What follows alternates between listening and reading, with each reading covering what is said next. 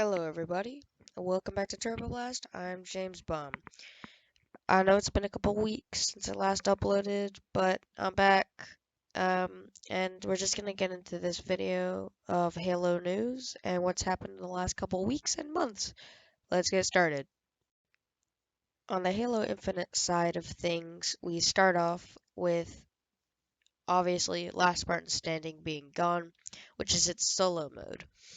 The reason they took this out was to replace it with team doubles and team duos and made a matchmaking update in the process, which is not that bad. Now, some people in the community are upset, however. In my opinion, this is an okay trade because Halo Infinite generally is supposed to be played with your friends, and normally you aren't supposed to play it just by yourself. They can have their mode for solo, but they could at least have a duos mode or a squads mode later if they wanted to add it back. They don't have to, but they can. Anyway, team duos and teams du doubles for ranked and normal matchmaking. It's going to work just like quick play and ranked normal. So team doubles will be exactly like ranked, or I'm sorry, ranked will be just like ranked doubles, and the same with normal team doubles. So that shouldn't be a bad process. I have played it. It's not bad. The only difference is that it just isn't two other squad mates, but it's not the worst thing. If you get both of them out while you're trying to do the objective or whatever, it's fine. But they've also done the visor change, so now you can put on whatever visor you want with whatever armor. Personally, this is a start to finally getting rid of cores. Obviously, we all know Spartan cores still exist. They are annoying in some parts, but they're good in other parts. Obviously, I wear the Mark V, but if I want to combine it with a Mark 7 thing other than the visors, I really can't unless it's like a color that can work with Mark 7 and Mark 5.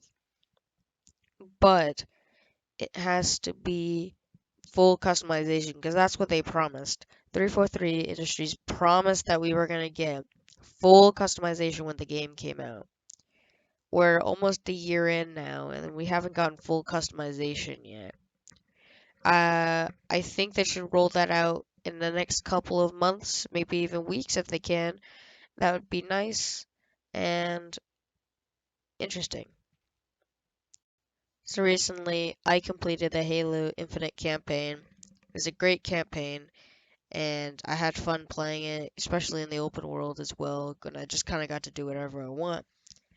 Um, so in that campaign, something that was there that nobody knew until earlier this week or last week is that they added a memorial for one of the workers, and that worker, and I know I'm probably going to pronounce his name wrong, but Jens Houch.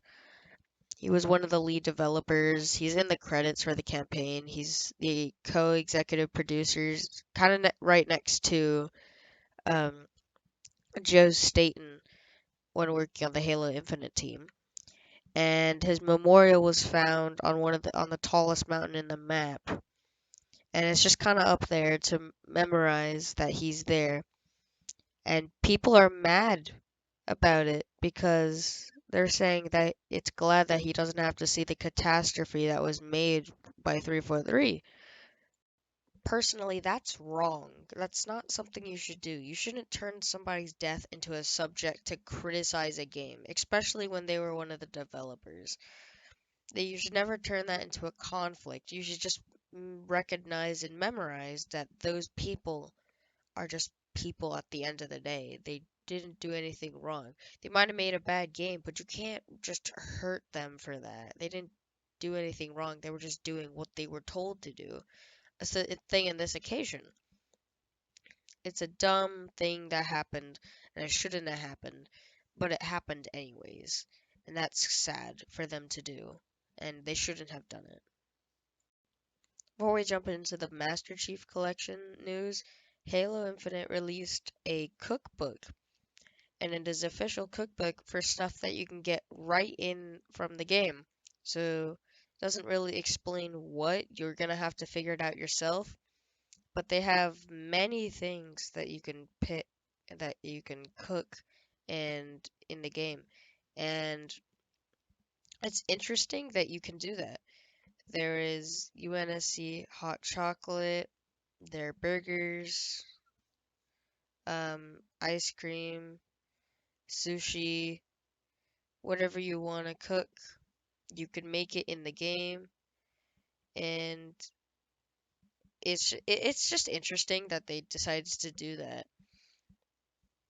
Um, and yeah, that's that. Now we'll move into the next news, which is the Master Chief Collection. If you go read the article on the MCC website, you will find that the last time they updated the game, they added mod support, campaign collectibles, and armor customization with just basic updates for matchmaking and maps and whatever.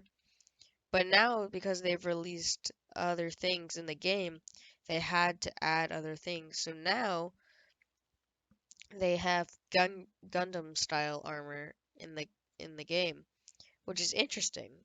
It's just kind of it's different. It's for Halo 3 and Halo 2 Anniversary, but just it's just armor that you use in the game. But well, now they're getting so a couple months ago, people um were mad because they heard that 343 was gonna add microtransactions to the game. Well, now they're not gonna add them, which means the community obviously won and they thought it was a bad idea.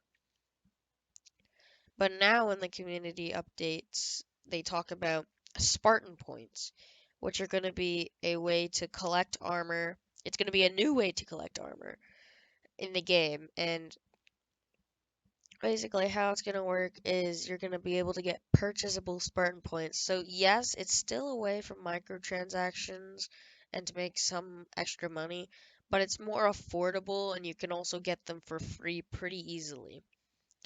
I think this is a better plan instead of just being like, "Oh, yeah, your armor, it's now $30."